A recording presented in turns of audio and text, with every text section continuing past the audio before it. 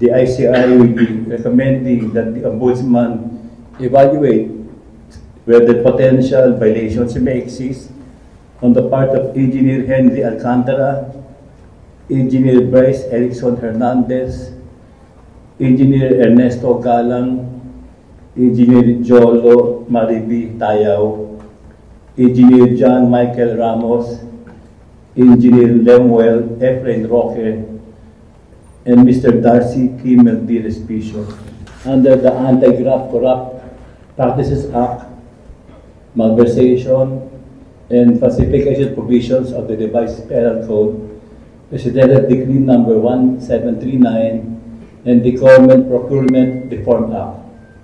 In addition, the Commission will be recommending that the Ombudsman assess whether there are possible potential violations of the Code of Conduct and ethical standards for public officials and employees may exist on the part of former DPWH Secretary Manuel Bonoan, former Secretary Roberto Bernardo, and Maria Catalina Cabral, among others.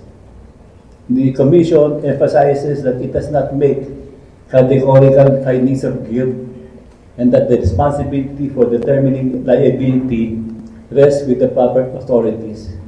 This interim report is intended to assist in ensuring accountability in infrastructure projects and in protecting the integrity of public funds. This briefer affirms the ICI's mandate to promote transparency and its duty to responsibly provide the public with reliable and accurate information.